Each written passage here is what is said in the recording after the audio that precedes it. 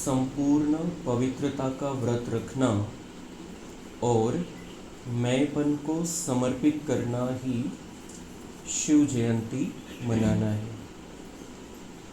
आज विशेष शिव बाप अपने सालिग्राम बच्चों का बर्थडे मनाने आए हैं।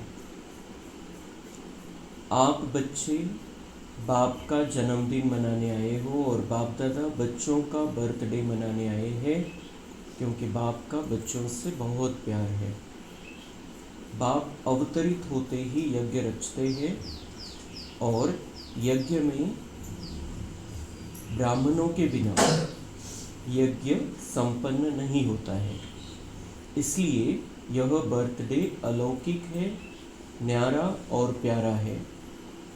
ऐसा बर्थडे जो बाप और बच्चों का इकट्ठा हो, यह सारे कल्प में न हुआ है न कभी हो सकता है। बाप है निराकार, एक तरफ निराकार है, दूसरे तरफ जन्म मनाते हैं। एक ही शिव बाप है जिसको अपना शरीर नहीं होता, इसलिए ब्रह्मा बाप के तन में अवतरित होते हैं। यह अवतरित होना ही जयंती के रूप में मनाते हैं। तो आप सभी बाप का जन्मदिन मनाने आए हो या अपना मनाने आए हो, मुबारक देने आए हो या मुबारक लेने आए हो, यह साथ साथ का वायदा बच्चों से बाप का है। अभी भी संगम पर कंबाइंड साथ है, अवतरण भी साथ है, परिवर्तन करने का कार्य भी साथ है और घर परमधाम में चलने में भी साथ साथ है। यह है बाप और बच्चों के प्यार का स्वरूप। तर ही मुरली बाबा महाशिवरात्री शिवजयंतीच्या निमित्ताने आलेले होते त्यावेळेला 7 फेब्रुवारी 2005ची मुरली आहे। तर दुनियेमध्ये ज्या वेळेला महाशिवरात्री मनवतात त्याच्या पहिल्या दिवशी बाबा मिलन ठेवलेलं असतं। तो त्या वर्षी 8 फेब्रुवारी 2005ला शिवरात्री असेल दुनियावाल्यांची, तर 7 तारखेला बाबा आलेले होते। तर बाबा म्हणताय की हा यज्ञ रचला मी आणि यज्ञासाठी ब्राह्मण पाहिजे, तर त्याच वेळेला बच्चांचं मी अवतरण केलेलं आहे, त्यांना मी मानसिक जन्म दिलेला आहे। जेव्हा बाबांनी हा यज्ञ रचला 1936 मध्ये, तयारी बाबांची 2-4 वर्ष आधीपासून चालली असेल त्या रथाला तयार करण्याची, पण 1936 मध्ये बाबांनी प्रवेश केला ब्रह्मबाबामध्ये, तर तेव्हापासून खरी सुरुवात झाली यज्ञाची। तर बाबा म्हणताय की अवतरण तुम्हारा और मेरा साथ में है, क्योंकि जब बाबा आता है तो यज्ञ रचता है और यज्ञ में ब्राह्मण चाहिए। तो जो भी इस यज्ञ के ब्राह्मण हैं उनको बाबा ने पहले ही जन्म दे दिया था। हर एक का टाइमिंग अलग अलग था, किसका कब पार्ट है इस यज्ञ में, उस अनुसार हम आते हैं। लेकिन बाबा ने हमको उसी समय देख लिया था कि ये सब बच्चे, ये यज्ञ रचा है और इस यज्ञ में इतने सब ब्राह्मण मुझे चाहिए और सब ब्राह्मण मिलकर हम अब सतयुग लाएंगे। म्हणजेच त्यामुळे बर्थडे बाबांचा आणि आपला सोबतच। आणि बाबांचा बर्थडे केव्हा मनवला जातो, जेव्हा जन्म झालेला आहे मातेच्या द्वारे। पण बाबा म्हणतात माझा जन्म मातेच्या द्वारे होत नाही, माझं अवतरण होतं आणि या अवतरणालाच बर्थडे म्हणून मनवलं जातं। तर आपण शिवजयंती मनवतो आणि ते महाशिवरात्री मनवतात, अवतरणाची यादगार, परमात्म्याच्या अवतरणाची यादगार। तर बाबा म्हणतात कि अभी 7 जन्म हुआ है, हमारे प्यार का स्वरूप क्या है, आत्मा और परमात्मा। हम बाबा के जो बच्चे हैं, जो बाबा के बनते हैं संगम युग पर, हमारा और बाबा के प्यार का स्वरूप 4 पॉइंट बाबा ने सांगितलेले कि हमारे प्यार का स्वरूप क्या है। हमारा एक दूसरे के प्रति स्नेह है, प्यार है, ये इसकी 4 निशानियाँ। बाबा म्हणता है अभी संगम पर कंबाइंड साथ है, अभी संगम युग में बाबा और हम साथ साथ है। असं नाही की त्याला शोधायचं आणि तो कधीतरी मिळेल आणि तो कधीतरी येऊन दर्शन देईल। हम साथ साथ हैं, और वो साथ साथ भी कैसे कंबाइंड है, जो कोई हमको जुदा नहीं कर सकता है हमारे सिवा, खुद के सिवाय। अगर हम पक्के रूप में बाबा के साथ हैं तो हमें दुनिया का कोई भी बाबा से जुदा नहीं कर सकता है। फक्त स्वतः आपल्या स्वतःमध्येच ताकद आहे की आपण बाबांपासून वेगळं होऊन जातो। बाकी बाबा भी हमसे जुदा नहीं होता है और दुनिया वाले भी हमको बाबा से जुदा नहीं कर सकते। फक्त आपलीच कमी कमजोरी आणि त्यामुळे आपण बाबांपासून दूर होतो, बाबांना दूर करतो।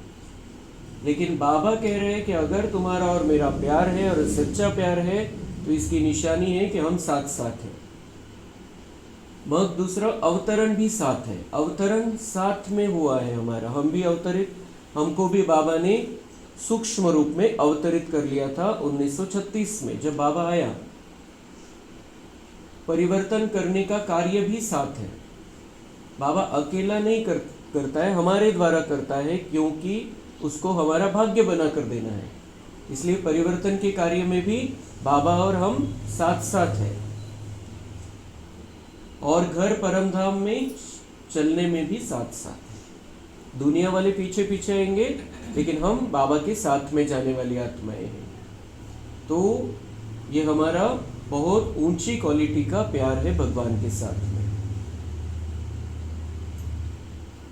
शिव जयंती भगत भी मनाते हैं, लेकिन वह सिर्फ पुकारते हैं, गीत गाते हैं। त्यांची महाशिवरात्री काय, त्याची आठवण आहे, भक्ती आहे, आरती आहे, पूजा आहे, जागरण आहे, बोलवणं आहे त्याला कि तू ये आणि काहीतरी कर। आप पुकारते नहीं, आपका मनाना अर्थात समान बनना। हम पुकारते नहीं हैं, हमारी पुकार बंद हो गई है, बाबा हमारा हो गया, बाबा आ गया है हमारे लिए, हमारे सामने है, तो हम अब उसको पुकारते नहीं हैं।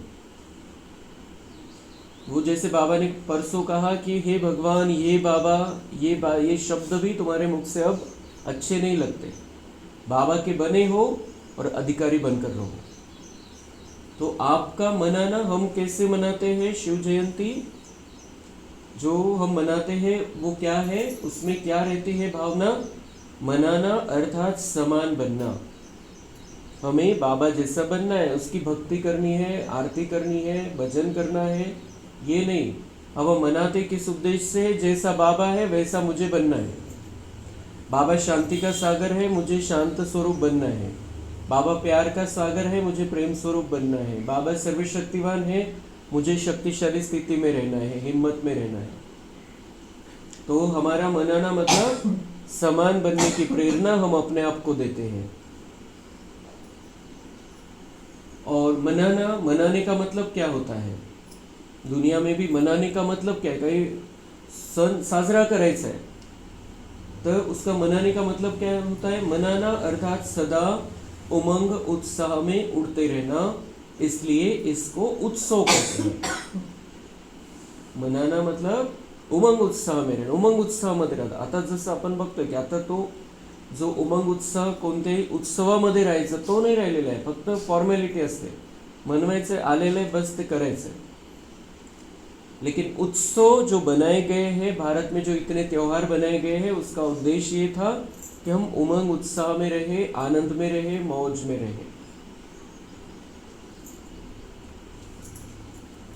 तो उत्सव का अर्थ है उत्साह में रहना। तो सदा उत्सव अर्थात उत्साह में रहने वाले होना, सदा है या कभी कभी है। तो अभी तो हमारा तो एक दिन का नहीं है, शिव जयंती भी एक दिन का विषय नहीं है। अब हमारा और बाबा का अवतरण है, परिवर्तन का कार्य साथ में चल रहा है, हम बाबा के साथ में हैं, हम परमधाम में साथ में चलने की तैयारी कर रहे हैं। तो हमारा ये एक दिन का विषय नहीं है, सारा संगम युग ही उसका यादगार है। और इस संगम युग में बाबा कह रहे हैं कि आप उत्सव मनाने आए हो, तो आपको सदा उमंग उत्साह में रहना है। तो बाबा कह रहे हैं आप सदा उमंग उत्साह में रहते हो या कभी कभी रहते हो। वैसे देखा जाए तो ब्राह्मण जीवन का श्वास ही है उमंग उत्साह। ब्राह्मण जीवन का श्वास आहे तर आपलं जीवन आहे, तसं शरीर, या शरीरामध्ये श्वास संपला, आपलं इथलं जीवन संपलं। ब्राह्मण जीवन पण केव्हा संपतं, जेव्हा उमंग उत्साह नाही आहे. जेव्हा आपल्याला उमंग उत्साहामध्ये आपण आहे तेव्हा मग ब्राह्मण जीवन पण सुरू राहतं. पण इथला उमंग उत्साह संपला की संपलं. मग उत्साह वाटत नाही, इंटरेस्ट येत नाही बाबांच्या बोलण्यामध्ये, मग इथलं जीवन संपून जातं. उमंग उत्साह आहे तर आपण इथं कंटिन्यू आहे. तो ब्राह्मण जीवन का श्वास ही है उमंग उत्साह. जैसे श्वास के बिना रह नहीं सकते हैं, ऐसे ब्राह्मण आत्माएं उमंग उत्साह के बिना ब्राह्मण जीवन में रह नहीं सकते हैं. कहने के लिए ब्राह्मण, लेकिन ब्राह्मण जीवन में रहेंगे नहीं अगर उमंग उत्साह नहीं है. तो हमें ये देखना है कि हमारा उमंग उत्साह थोड़ा भी कम नहीं होना चाहिए. और किस बात की खुशी, किस बात का उमंग उत्साह कि मैं बाबा का बना हूँ, भगवान ने मुझे इतनी सभी आत्माओं में से चुना है, अब मुझे देवता बनना है, राजा ही लेने, इतना सुंदर भाग्य बनाना है, संपूर्ण कल्प का ऊंचा भाग्य बनाना आहे. तर उमंग उत्साहामध्ये राहायचंय, खुशीमध्ये राहायचंय. जर हे थोडं जरी कमी झालं तर हे आपलं ब्राह्मण जीवन जसं पाहिजे तसं चालणार नाही. तो ऐसे अनुभव करते हो ना. देखो, विशेष शिव जयंती मनाने के लिए कहाँ कहाँ से दूर दूर से भाग करके आए हैं. बाप दादा को अपने जन्मदिन की इतनी खुशी नहीं है जितनी बच्चों के जन्मदिन की है, क्योंकि बाबा का बच्चों से प्यार है. बच्चों का जन्म हुआ है, बच्चे फिर से मेरे पास आ गए. ये बच्चे फिर से अपने जो भाग्यशाली बच्चे हैं अपना भाग्य बनाने के लिए आए हैं. इस बात की बाबा को खुशी है. बाबा को जन्मदिन मनाने की, अपने जन्मदिन मनाने की खुशी नाही आहे. दुनियेमध्ये किती म्हणजे प्रत्येक सेंटरवरती बाबांचा हा जन्मदिवस मनवला जातो, अवतरणाची यादगार शिवजयंती मनवली जाते. आणि दुनियेमध्ये भक्त किती किती भक्तिभावानी ते शिवरात्री मनवतात. बाबा म्हणता है मुझे उसकी कोई खुशी नहीं है, मुझे खुशी इस बात की है कि मेरे बच्चे फिर से आ गए. इसलिए बाप दादा एक एक बच्चे को पदम गुना खुशी की थालियां भर भर के मुबारक दे रहे. म्हणजे एकदा मुबारक नाही, बाबा म्हणताय की खुशी की पदम गुना खुशी की थालियां भर भर के मुबारक दे रहे. किती मुबारक देऊ आणि किती नाही, इतकी तुम्ही भाग्यवान आत्मा है. इतना बड़ा भाग्य बनाने वाली आत्माएं हो तो उसकी आपको मुबारक हो, मुबारक हो, मुबारक हो. बाप दादा को आज के दिन सच्चे भगत भी बहुत याद आ रहे हैं. वह व्रत रखते हैं एक दिन का, और आपने व्रत रखा है सारे जीवन में संपूर्ण पवित्र बनने का. तो उनका व्रत क्या है? एक दिन का व्रत रखते हैं महाशिवरात्री के दिन. एका दिवसाचा उपवास, एक दिवस मग पवित्र राहायचंय, काय त्यांच्या हिशोबाने धारणा असते. लेकिन हमारा क्या है? हमने व्रत रखा है सारे जीवन में संपूर्ण पवित्र बनने का. किती मोटा फरक है. वह खाने का व्रत रखते हैं. वो क्या रखते हैं? खाने का व्रत. उपवास है मग त्या पद्धतीचे पदार्थ. आपने भी मन के भोजन, व्यर्थ संकल्प, निगेटिव संकल्प, अपवित्र संकल्पों का व्रत रखा है. पक्का व्रत रखा है ना. हमें वो खाने का व्रत रखने की जरूरत नहीं है. तशा प्रकारचा उपवास ठेवण्याची आवश्यकता नाही आहे. बाबा म्हणतात तुम्ही कोणता उपवास करता ते तर भोजनाचा आहे, पदार्थ चेंज करतात फक्त. तुम्ही कोणता व्रत ठेवलेलं आहे? मन के भोजन. मन के भोजन का, मन का भोजन कैसे लेना है, काय घ्यायचंय मध्ये. व्यर्थ संकल्प, निगेटिव्ह संकल्प, अपवित्र संकल्पों का व्रत रखा है. सगळं शुद्ध घ्यायचंय मध्ये, व्यर्थ मध्ये नाही घ्यायचं. व्यर्थ संकल्पांचं भोजन नाही करायचंय. मनामध्ये तसे विचार नाही आणायचे. नकारात्मक संकल्प, अशुद्ध संकल्प मनामध्ये नाही चालले पाहिजे. ये व्रत हमने रखा है.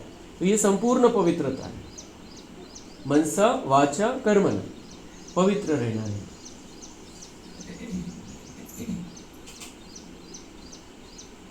तो बाबा पूछ रहे हैं पक्का व्रत रखा है ना.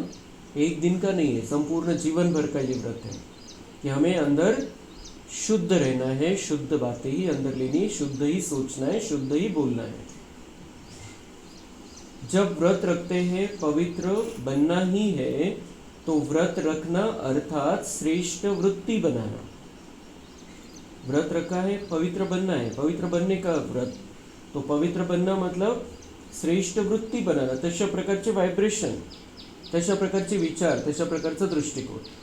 जसं पाणी आहे, स्थिर पाणी, आणि त्याच्यामध्ये आपण थोडासा खडा टाकला तरी ते गोल गोल गोल गोल राऊंड दिसतात त्याच्यामध्ये. तो ये है वो जो व्हायब्रेशन आहे, तर तशी आपली तरंग निघतात. आपण जसं काही विचार करतो, जसं मनामध्ये संकल्प चाललेले, तर बाबा म्हणतात व्रत रखना अर्थात श्रेष्ठ वृत्ती बनाना. तसा विचार आणि तसे वाइब्रेशन अपन पसरवतोय. तो पवित्रता सिर्फ हमारे तक सीमित नहीं रहती है, सब तक जाती है. वो जो वातावरण है उसमें भी ये पवित्रता जाती है. पवित्र बना सकते हैं हम वातावरण को. तो जैसे वृत्ति होती है वैसे ही दृष्टि कृति स्वतः ही बन जाती है. तो ऐसा व्रत रखा है ना, पवित्र शुभ वृत्ती, पवित्र शुभ दृष्टी. बाबा म्हणतात तुम्ही कोणतं व्रत, तुम्हाला खऱ्या अर्थाने कसं मनवायचं आहे. संगमयुग, संगमयुग ही संपूर्ण यादगार आहे बाबांच्या अवतरणाची, आपल्या अवतरणाची. तर तुम्हाला वृत्ती, दृष्टी आणि कृती याच्यामध्ये पवित्रता ठेवायची. तो जब एक दो को देखते हो तो क्या देखते हैं? जब एक दूसरे की तरफ हम देखते हैं तो पहला व्रत का है, क्या देखते हो? फेस को देखते हो या भ्रुकुटी के बीच चमकती हुई आत्मा को देखते हो? चेहरा बघता की भ्रुकुटीमध्ये चमकणाऱ्या आत्म्याला बघता? चेकिंग करायची आपण आणि चेंज करायचं, आपल्याला काय बघायचं आहे. तो पवित्र शुभ दृष्टी. जब एक दो को देखते हो तो क्या देखते हो? फेस को देखते हो या भ्रुकुटी के बीच चमकती हुई आत्मा को देखते हो? कोई बच्चे ने पूछा कि जब बात करना होता है, काम करना होता है, तो फेस को देखकर ही बात करनी पड़ती है, आंखों की तरफ ही नजर जाती है. तो कभी कभी फेस को देख करके थोड़ा वृत्ति बदल जाती है.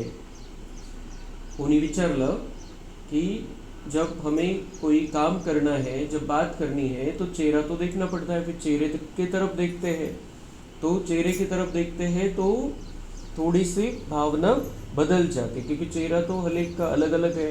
फिर उसमें कोई विशेषता किसी की अलग अलग होती है, तो भावना, भाव और भावना बदल जाती है.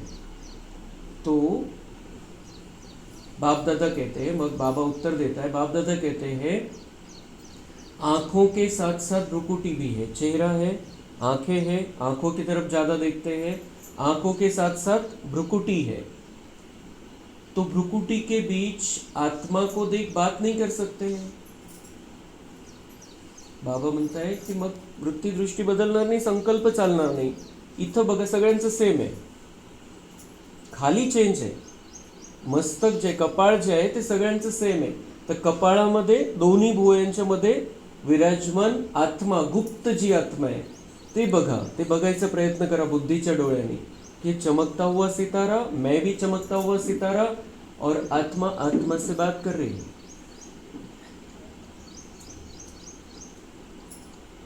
तो भ्रुकुटी के बीच आत्मा को देख बात नहीं कर सकते हैं. अभी बाप दादा सामने बैठे बच्चों के आंखों में देख रहे हैं या भ्रुकुटी में देख रहे हैं, मालूम पड़ता है.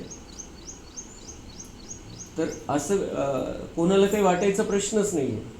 बाबा म्हणता है उनको क्या मालूम तुम आंखों में देख रहे हो या भ्रुकुटी में देख रहे हो. आप उनको सकाश दे सकते हो. अगर किसी को भ्रुकुटी में देख रहे हैं आत्मा रूप में, तो हमारी सकाश उनको जाएगी. बाबा से हम जो ले रहे हैं वो उनको चला जाएगा ऑटोमॅटिक. उनको थोडी पता है हम आंखों में नहीं देख रहे हो. म्हणजे ते म्हणतात की माझ्याकडे बघून बोल, असं म्हणतात. तो बाबा कह रहे हैं कि उनको क्या पता, आप उनके तरफ ही देख रहे हो, लेकिन दृष्टि, वृत्ति, कृति में क्या है कि वो आत्मा है. तो बाबा कह रहे हैं कि मैं जब सामने देख रहा हूँ, आपको पता है कि मैं आंखों में देख रहा हूँ या आत्मा रूप में देख रहा हूँ, आपको मालूम पड़ता है. साथ साथ ही तो है, आंखें और भ्रुकुटी साथ में. असं काही पॉइंटेड थोडी राहील नजर आपली, इथं गेली आहे का इथं गेली, कोणी एवढं थोडी सूक्ष्म बघणार आहे. तो बाबा म्हणते ये साथ साथ ही तो है, आंखें भी और भ्रुकुटी भी. तो फेस में देखो, लेकिन फेस में भ्रुकुटी में चमकता हुआ सितारा देखो. तर ही जी पवित्रतेचं व्रत आपण घेतलेलं आहे त्याचा हा मुख्य पाया आहे की समोरच्याला आत्मरूपामध्ये बघायचंय, बोलताना भ्रुकुटीमध्ये बघायचंय. तो यह व्रत लो. ये व्रत लो। बाबा कह रहे दुसरे सभी कोई व्रत करणे की जरूरत नाही आहे, कुठलाही उपवास ठेवण्याची आवश्यकता नाही आहे. व्रत जर ठेवायचे तुमच्या कल्याणासाठी तर तुम्ही हे व्रत घ्या. सगळ्यात पहिले पवित्रतेचं व्रत आणि त्याच्यामध्ये पवित्र दृष्टीचं व्रत, आत्मा रूपामध्ये समोरच्याला बघण्याचं व्रत. तर सगळं बदलून जाईल आपलं. जे जे शुभ भावना ठेवायची बाबा म्हणतो तर ते या आधाराने होऊ शकणार आहे. तो यह व्रत लो, लिया है लेकिन और अटेन्शन दो. बाबांना गॅरंटी आपण ते व्रत घेतलेलं आहे, पण बाबा म्हणतात अजून अटेन्शन द्या. आत्मा को देख बात करना है, आत्मा से आत्मा बात कर रहा है, आत्मा देख रहा है, तो वृत्ति सदा ही शुभ रहेगी. और साथ साथ दूसरा फायदा है, जैसे वृत्ति वैसा वायुमंडल बनता है. वायुमंडल श्रेष्ठ बनाने से स्वयं के पुरुषार्थ के साथ साथ सेवा भी हो जाती है. तो डबल फायदा है ना. ऐसी अपनी श्रेष्ठ वृत्ति बनाओ जो कैसा भी विकारी पतित आपके वृत्ति के वायुमंडल से परिवर्तन हो जाए. ऐसा व्रत सदा स्मृति में रहे, स्वरूप में रहे. तो हमें ये जो पवित्रता का व्रत लेना है और पवित्रता के व्रत के आधार से पवित्र वातावरण बनाना है, और जो विकारी पतित आत्माएं हैं उनको अगर बदलना है तर बाबा म्हणता हे व्रत घ्या. तुम्ही त्यांना आत्मारूपामध्ये बघा. आणि दुसरं आपण करू शकतो की स्वमान मैं परम पवित्र आत्मा हूँ और पवित्रता के सागर से पवित्र किरणें मेरे अंदर आ रही है और सारे वातावरण में फैल रही है. जिथं कुठं अपवित्रता आहे त्या स्थानावरती आपल्याला पवित्रता पसरवायची.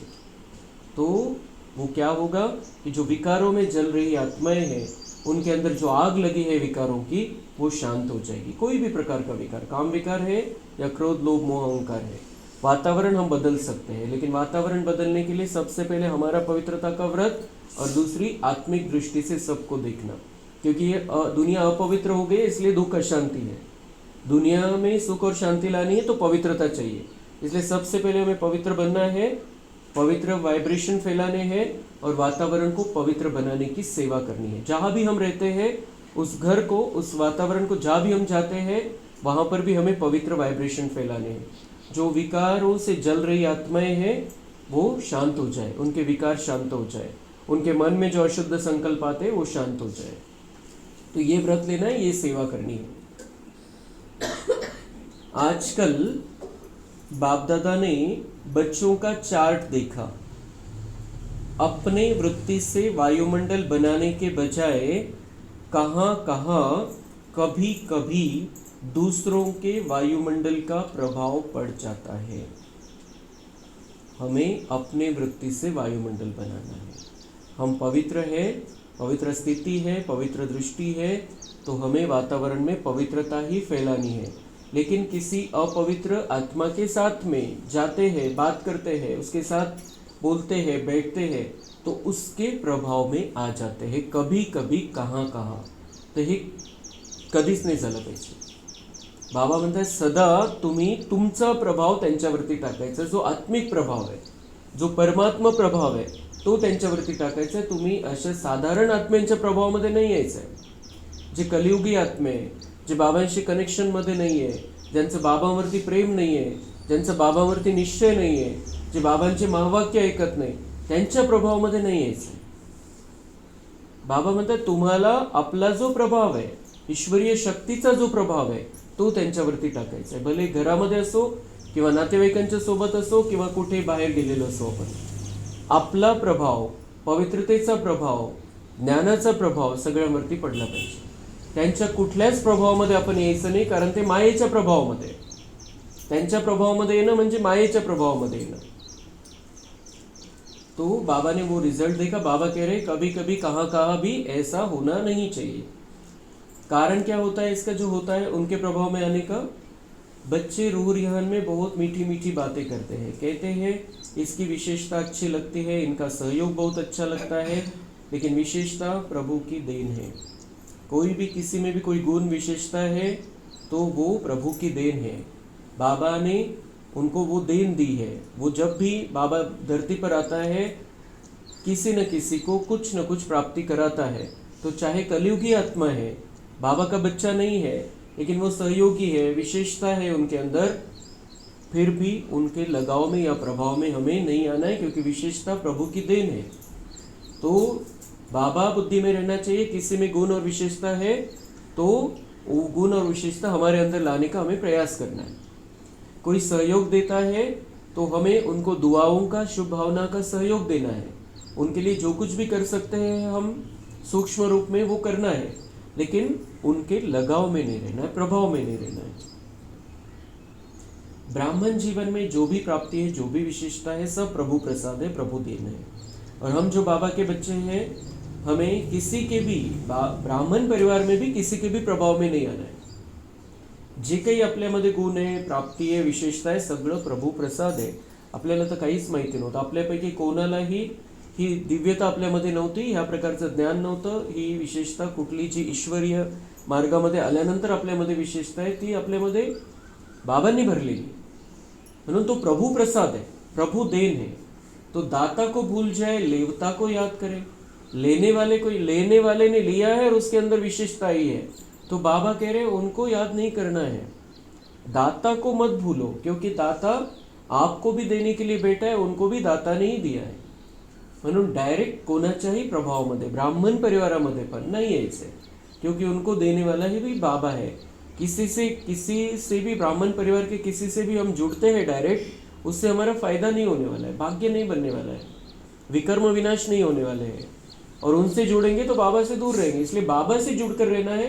बाकी निमित्त कोई भी है, किसी के भी साथ में हमें वो आध्यात्मिक सहयोग भी अच्छा लगता है, वो सब बातें सेवा के हिसाब से ठीक है, लेकिन प्रभाव हमें हमारे ऊपर सिर्फ बाबा का रहना चाहिए। तो प्रभु प्रसाद कहा जाता है, फलाने का प्रसाद नहीं कहा जाता है। तो जो प्रसाद बनवला जातो तो पण काय, यांचा प्रसाद त्यांचा प्रसाद नाही, ये प्रभु प्रसाद है। त्याला काय म्हणतात, सत्यनारायणाचा प्रसाद, प्रभु प्रसाद। इनका प्रसाद उनका प्रसाद नहीं कहते। जब किसी के घर में भी हम जाके प्रसाद लेते हैं, तो ऐसे ही हमारे अंदर कोई गुण विशेषता है तो वो प्रभु प्रसाद है। इसलिए किसी के भी, ये कलयुग वालों को तो प्रभाव में तो आना ही नहीं है, लेकिन ब्राह्मण परिवार के भी प्रभाव में नहीं आना है। किसी के भी विशेषता और गुण जरूर अपने अंदर लेने, किसी में अगर है तो हे किती पक्का करून घेतो बाबा आपल्याला, की हमारे बुद्धि में एक की ही याद रहनी चाहिए, एक से ही प्राप्ति हो। सहयोग मिलता है, अच्छी बात है, लेकिन सहयोग दिलाने वाला दाता तो नहीं भूले ना। उनको संकल्प किसने दिया सहयोग करने का? बाबा ने दिया, तो बाबा को नहीं भूलना है। तो पक्का बर्थडे का व्रत रखा है, वृत्ति बदल गई है, संपूर्ण पवित्रता, यह सच्चा व्रत लेना या प्रतिज्ञा करना, चेक करो। बड़े बड़े विकार का व्रत तो रखा है, लेकिन छोटे छोटे उनके बाल बच्चों से मुक्त है। तो बड़े बड़े विकार तो हमने छोड़ दिए, लेकिन थोड़ा थोड़ा कुछ रहता है, थोड़ा पण अंश नाही राहिला पाहिजे, त्याला बिलकुल वापरायचं नाही। जे साहूकार लोक असतात, त्यांनी कर्ज दिलेलं असतं आणि त्यांची बुद्धी जास्त कशामध्ये असते, त्यांना माहिती आहे मुद्दल तर येऊन जाईल, पण व्याज किती मिळालं मला, याच्यामध्ये बुद्धी जाते। तो जो प्राप्ति थोड़े इसमें जो खुश हो जाते हैं, तो इस तरीके ऐसे हमें भी बड़े विकार तो छोड़ दिए, लेकिन ऐसा नहीं समझना है हमें कि ये तो थोड़ा थोड़ा तो चाहिए, नहीं तो लोग आपला गैरफायदा घेते वगैरे वगैरे। ज्या काही छोट्याशा विकारामध्ये सुद्धा आपल्याला बिलकुल आपली बुद्धी आणि मन खर्च नाही करायचं। याच्या विकारांना वापरूनच आपण आपली ताकद कमी करून घेतली, ताकद खर्च करून टाकलेली। तो बाबा कह रहे बड़े विकार को तो आपने छोड़ दिया है, काम क्रोध लोभ मोह अहंकार, लेकिन छोटे छोटे रूप में रहता है, थोड़ा थोड़ा रहता है, कभी कभी आ जाता है। तो इसका भी, उसमें भी हमें वो ऐसा नहीं समझना है कि वो ज़रूरी है, क्योंकि हमें ज़रूरी क्या है, शांति ज़रूरी है, शक्ति ज़रूरी है, प्रेम ज़रूरी है, आनंद ज़रूरी है, सुख ज़रूरी है, ज्ञान ज़रूरी है, पवित्रता ज़रूरी है, बाकी कुछ भी हमें ज़रूरी नहीं है। इन 7 गुणों के आधार से हम बहुत शक्तिशाली जीवन जी सकते हैं, बहुत प्यार भरा सुखदायी जीवन जी सकते हैं। हमें किसी विकार की या उसके अंश की ज़रूरत नहीं है। जैसे कई कहते हैं आसक्ति नहीं है लेकिन अच्छा लगता है, यह चीज़ ज़्यादा अच्छी लगती है, लेकिन आसक्ती नहीं। मला बरं चांगलं वाटतं है, हा पदार्थ चांगला वाटतो, पण माझा आसक्तीने पण चांगला वाटतो, तो बाबा म्हणतात मतलब थोड़ा है। विशेष अच्छा क्यों लगता? विशेष अच्छा, कोई चीज विशेष अच्छी लगती है। सगळं आवडतं, सगळे पदार्थ आवडतात, पण काही काही पदार्थ विशेष आवडतात। तो बाबा म्हणतात क्योंकि उसमें आसक्ति है। तो चेक करो, छोटे छोटे रूप में भी अपवित्रता का अंश तो नहीं रह गया है, क्योंकि अंश से कभी वंश पैदा हो सकता है। अंश से थोड़ा अंश जरी ठेवला तो बाबा म्हणतात वंश पैदा हो सकता है, बड़ा रूप ले सकता है वो समय आने पर। कोई भी विकार चाहे छोटे रूप में चाहे बड़े रूप में आने का निमित्त एक शब्द का भाव है, वह एक शब्द है मैं, बॉडी कॉन्शियस का मैं। इस एक मैं शब्द से अभिमान भी आता है, और अभिमान अगर पूरा नहीं होता तो क्रोध भी आता है। मी पणा जर ठेवलेला, मी जर आहे, देहभानाचा मी आहे, माझं वय, माझं धर्म, माझा पैसा, माझं पद, माझी पोझिशन, हे जे मीपणा आहे तो बाबा म्हणताय की त्याच्यामुळे अहंकार येतो।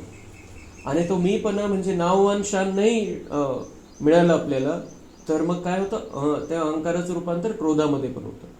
अहंकार आहे, क्रोध येतो जर नाममान शान नाही प्राप्त झाला तर। म्हणून थोडं थोडं जरी काही आहे तर बाबा म्हणतात त्याला समाप्त करायचं आहे। वह एक शब्द भी अपने अपमान का सहन नहीं कर सकता। जिसके अंदर मैंपन है, अहंकार है, वो एक शब्द भी अपने अपमान, त्याला अपमानाची जाणीव होईल। और अपमान किसको फील होता है? जो स्वमान में नहीं है, जिसको भगवान स्वमान दे रहा है, जिसका भगवान सम्मान कर रहा है, उसको दुनिया के सम्मान की जरूरत ही नहीं है। अपमानाची जाणीवच झाली नाही पाहिजे, क्योंकि मान देने वाला बैठा है। लेकिन जब वो मैंपना नहीं छूटता है तो अपमान महसूस होता है, और वो अपमान महसूस होता है तो सहन नहीं कर सकते हैं, इसलिए क्रोध आ जाता है। तो भगत तो बलि चढ़ाते हैं, लेकिन आप आज के दिन जो भी हद का मैंपन हो उसको बाप को देकर समर्पित करो। तो भक्त तो क्या करते हैं, वो खुद का मैंपना तो नहीं कट कर सकते, बंद कर सकते, तो वो मैं करने वाले बकरे की बलि चढ़ा देते हैं। तर बाबा म्हणताय की तुम्ही काय करायचंय, तुम्ही तुमच्यामध्ये थोडा जरी तो अंश असेल मैपणाचा तर समर्पित करा, संपूर्ण बाबांचे बनून जा। मैं नहीं बाबा, मेरा कुछ भी नहीं, सब बाबा का है। तो यह नहीं सोचो करना तो है, बनना तो है, तो नहीं करना। बाबा म्हणता ये जो भाषा है कि करना तो है, बनना तो है, करेंगे देखेंगे, ये तो और गे की भाषा बाबा को अच्छी नहीं लगती। जो करना है अभी करना है। समर्थ हो और समर्थ बन समाप्ति करो, कोई नई बात नहीं है। कितने कल्प कितने बार संपूर्ण बने हो, बाबा तुमच्यासाठी नवीन नाहीच आहे, विशेष नाहीच आहे। प्रत्येक कल्पामध्ये तुम्ही हे केलेले, किती वेळा संपूर्ण बनलेले तुम्ही, प्रॅक्टिस आहे तुम्हाला संपूर्ण बनायची। आणि या संपूर्णतेमध्ये जे विघ्न आहे, जो मीपणाचा विघ्न आहे, जो अपवित्रतेचा विघ्न आहे, त्याला जसं तुम्ही प्रत्येक कल्पामध्ये संपवलेलं आहे तसं संपवा, विशेष काहीच नाही तुमच्यासाठी। तो याद है, कोई नई बात नहीं है। कल्प बने हो, बनी हुई बन रही है, सिर्फ रिपीट करना है, बनी को बनाना है। इसलिए कहा जाता है बना बनाया ड्रामा, बना हुआ है, सिर्फ अभी रिपीट करना अर्थात बनाना है। मुश्किल है कि सहज है? बाप दादा समझते हैं संगम युग का वरदान है सहज पुरुषार्थ। इस जन्म में सहज पुरुषार्थ के वरदान से 21 जन्म सहज जीवन स्वतः ही प्राप्त होगी। बाबा ने वरदान दिया है सहज पुरुषार्थ, सहज होऊन जाईल सगळं। बाबा सोबत आहे, आपला पक्का निश्चय आहे, तर सगळं सहज होऊन जाईल, ज्या काही धारणा करायच्या आहे। आणि मग इथं आपण सहज करू, 21 जन्म त्या स्थितीमध्ये आपण ऑटोमॅटिक राहणार आहे। बाप दादा हर बच्चे को मेहनत से मुक्त करने आए हैं। 63 जन्म मेहनत की, एक जन्म परमात्मा प्यार मोहब्बत से मेहनत से मुक्त हो जाओ। 63 जन्म मेहनत केली, काहीच नाही मिळालं, उलट खाली उतरत आलो। आता बाबा म्हणताय कि मेहनत से मुक्त हो जाओ। अभी बाबा का प्यार मिल रहा है, वरदान मिल रहा है, और इसमें सहज आगे बढ़ते चलो, मेहनत से मुक्त हो जाओ। जहाँ मोहब्बत है वहाँ मेहनत नहीं, जहाँ मेहनत है वहाँ मोहब्बत नहीं। अवघड वाटतं जर आपल्याला धारणा करणं, याचा अर्थ बाबांशी प्रेमच नाही आहे। प्रेम आहे तर बिल्कुल मुश्किल है, सहज। तो अगर हमें इस पुरुषार्थ में बहुत सहजता से, उमंग उत्साह से आगे बढ़ना है तो बाबा के प्रति प्यार बढ़ाना है। और प्यार की निशानियां बाबा ने 4 निशानियां पहले ही बता दी। उसको सोचना है, उस पर चिंतन करना है और प्यार में आगे बढ़ते चलना है। तो बाप दादा सहज पुरुषार्थी भव का वरदान दे रहा है और मुक्त होने का साधन है मोहब्बत, बाप से दिल का प्यार। प्यार में लवलीन और महामंत्र महायंत्र है मनमना भव का मंत्र। प्यार में लवलीन होना है और यंत्र, बाबा कह रहा है कि मैं यंत्र बता रहा हूं आपको, मनमना भव का मंत्र ये यंत्र है और इस यंत्र से आप सहज पुरुषार्थ कर सकते हो। तो यंत्र को काम में लगाओ, मतलब अपने आप को आत्मा समझकर बाबा को बहुत प्यार से याद करो, तो इससे पुरुषार्थ सहज हो जाएगा। काम में लगाना तो आता है ना, बाप दादा ने देखा संगम युग में परमात्मा प्यार द्वारा बाप दादा द्वारा कितनी शक्तियां मिली है, गुण मिले हैं, ज्ञान मिला है, खुशी मिली है। इन सब प्रभु देन को खजाने को समय पर कार्य में लगाओ। बाबा म्हणताय तुम्ही माझे झाले आणि मी तुम्हाला सगळं देऊन टाकलं, तुम्ही फक्त जशी वेळ आहे त्यानुसार हे खजाने कामात घ्या, वापरा। तो बाप दादा क्या चाहते हैं सुना, हर एक बच्चा सहज पुरुषार्थी, सहज भी तीव्र भी। तो बाबा सारा बॅलन्स कर लेत आहे। सहज पुरुषार्थी म्हणजे असं वाटेल की हां सहज होऊन जाईल, बाबा करून घेईल, पण बाबांनी त्यासोबत काय म्हणताय, सहज भी और तीव्र भी, मतलब मुझे स्पीड बढ़ानी है, ऐसे नहीं कि बाबा करा लेगा हो जाएगा, मैं बाबा का हूं तो बिल्कुल निश्चिंत, पुरुषार्थामध्ये निश्चिंत नाही राहायचं, पुरुषार्थाची चिंता पाहिजे की मी किती पुढे गेलो आज। तो स्पीड को भी बढ़ाना है, सहज तो है लेकिन स्पीड को बढ़ाना है बाबा को सदा साथ में रखकर। तो दृढ़ता भी यूज करो, पक्केपना पाहिजे। बनना ही है, हम नहीं बनेंगे तो कौन बनेगा, हम ही थे, हम ही है और हर कल्प हम ही होंगे। किती मोठा आत्मविश्वास बाबा आपल्याला देत असतो। बाबा म्हणतात तुम्ही नहीं तो कौन, हम नहीं बनेंगे तो कौन बनेगा, हम ही तो है, हम ही तो थे, हम ही तो संपूर्ण बने थे, हमें ही संपूर्ण बनना है, फिर से हम बन जाएंगे। इतना दृढ़ निश्चय स्वयं में धारण करना ही है, करेंगे नहीं कहना, करना ही है, होना ही है, हुआ पड़ा है, करेंगे नहीं। बाबा म्हणता है अब भी कर लो, अब भी पक्का कर लो कि हम ही बने थे, हम ही बनेंगे फिर से संपूर्ण। सहज पुरुषार्थ से बाबा के मोहब्बत में हम अपने आप को संपूर्ण स्थिति तक पहुंचाएंगे, हम पवित्र रहेंगे, हम मैंपन का त्याग कर देंगे। बिल्कुल बाबा से हमें पक्का वायदा कर लेना है और कोई भी विकार का थोड़ा भी अंश है उसको हमें समाप्त कर लेना है।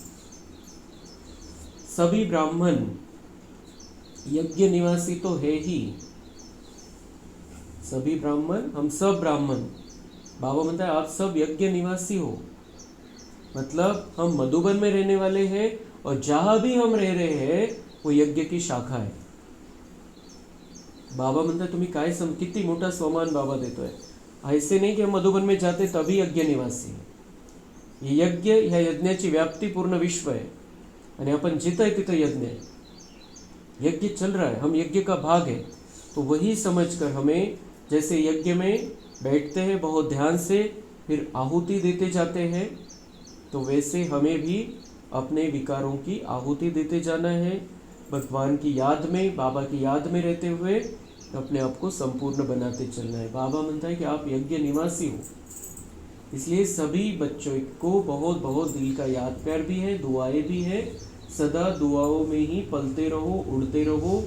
दुआएं देना और लेना सहज है ना, सहज है। तो बाबा की दुआएं लेनी हमें सबसे पहले तो, और बाबा की दुआएं कैसे मिलेगी, जब हम बाबा से प्यार करेंगे और जो बाबा कहता है वो करेंगे, तो बाबा की दुआओं से हम सदा उड़ते रहेंगे, पुरुषार्थ हमारा ऊंचा होता रहेगा। तो बाबा कह रहे हैं कि आपके साथ मेरी दुआएं हैं, आप यज्ञ निवासी हो, सबसे सहज पुरुषार्थी है दुआएं देना, दुआएं लेना। फिर सबसे सहज पुरुषार्थ अगर करना है दुनिया के हिसाब से, तो दुआएं देते चलो सबको, दुआएं देना और दुआएं फिर हमें ऑटोमेटिक मिलेगी। और जितनी हम दुआएं देंगे, दुनिया वालों से दुआएं मिलेगी, तो बाबा से और 1000 गुना दुआएं मिलती रहेंगी। दुआएं लेने जैसा हम कार्य कर रहे हैं तो बाबा कितनी दुआएं हमें देगा और भी। तो वो यज्ञ निवासी, उसकी दुआएं अलग, क्योंकि हम यज्ञ का भाग बन गए, बाबा के बन गए, हम समर्पित हो गए बाबा पर मन बुद्धि से, तो उसकी दुआएं तो अलग मिलेगी। लेकिन हम दुनिया वालों की दुआएं प्राप्त करने जैसा कार्य कर रहे हैं तो बाबा कितने गुना हमें दुआएं देगा। और तर कोणाला काही पुरुषार्थ होत नाही कोणाकडून. बाबा म्हणते सहज पुरुषार्थ है, दुआएं दो, दुआएं लो, शुभ भावना दो, शुभ कामना लो. वो हम शुभ भावना रखेंगे, वो भी हमारे प्रति शुभ कामना रखने लगेंगे. तो दुआएं देना, इससे योग भी आ जाता, ज्ञान भी आ जाता, धारणा भी आ जाती, सेवा भी आ जाती. चारों ही सब्जेक्ट आ जाते दुआएं देणे और लेणे में. किती मोठी गोष्ट बाबा सांगतोय. कोणी म्हणतं आमच्याकडून होत नाही, आमच्याकडून होणार नाही, आम्हाला जमणार नाही. तो जितना हम स्थिर रहेंगे, जितना हम पवित्र रहेंगे, जितना हम शांत रहेंगे, तो दूसरों को हमारे द्वारा जैसे कि दुआएं मिलेंगी और हमारे मन में यही भावना रहेगी कि हम इनको सहयोग दें, हम इनकी सेवा करें. ऑटोमेटिक हमारे अंदर वो दिव्य गुणों की धारणा होती रहेगी. और दुआएं देना है, दुआएं लेना है, इसमें ज्ञान की बात है बहुत बड़ी. तो बाबा कह रहे इसमें चारों सब्जेक्ट आ जाएंगे. बहुत महत्वपूर्ण. ही कोणाकडून होणार नाही, कोण नाही करू शकणार आहे, सगळ्यांना जमेल असा सहज पुरुषार्थ बाबा देता है कि दुआएं दो, दुआएं लो, चारों विषयों में आप आगे बढ़ते जाओगे. लेकिन उसके लिए फिर वो चारों विषयों की पढ़ाई भी हमें पढ़नी चाहिए. जहाँ मोहब्बत है वहाँ कुछ मेहनत नहीं. तो आज का विशेष वरदान क्या याद रखेंगे? सहज पुरुषार्थी. सहज कार्य जल्दी जल्दी किया ही जाता है. मेहनत का काम मुश्किल होता है ना, तो टाइम लगता है. हे सहज आहे. बाबा जे काही करायला सांगतोय सहज आहे, कारण आपण बाबा कंबाईंड आहे आपल्यासोबत. तो सहज आहे. बाबा म्हणते जे सहज वाटतं ते पटकन करतो मनुष्य, जे अवघड वाटतं मग ते थोडं रेंगाळवानं होऊन जातं. ते काम करू होईल, ज्याच्यामध्ये अवघड वाटतं आपल्याला, पण जे सोपं आहे ते पटकन करून टाकतो. तर बाबा म्हणते मी जो पुरुषार्थ सांगतोय तुम्हाला तो खूप सहज आहे तुमच्यासाठी, क्योंकि हमारा प्यार का रिश्ता है, आपका मुझसे प्यार है. तो ये सहज पुरुषार्थ, तो सहज काम फटाफट करो, फास्ट स्पीड करो. अभी अपनी मेहनत का काम मुश्किल होता है ना, तो टाइम लगता है.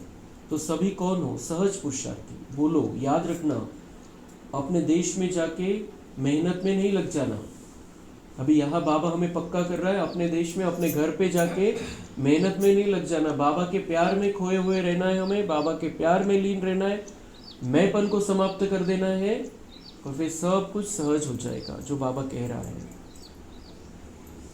अगर कोई मेहनत का काम आवे भी तो दिल से कहना बाबा, मेरा बाबा, तो मेहनत खत्म हो जाएगी. कोणताही पुरुषार्थ आहे, कोणती धारणा, त्याच्यामध्ये काही मेहनत वाटली आपल्याला की नाही होते, माझ्याकडून थोडं अवघड जात आहे, तर बाबा म्हणता है वो ऐसे लगता है आपको इसमें ये मेहनत का काम है, थोड़ा मुश्किल है, सहज नहीं है, ये आत्मा सहज नहीं है मेरे लिए.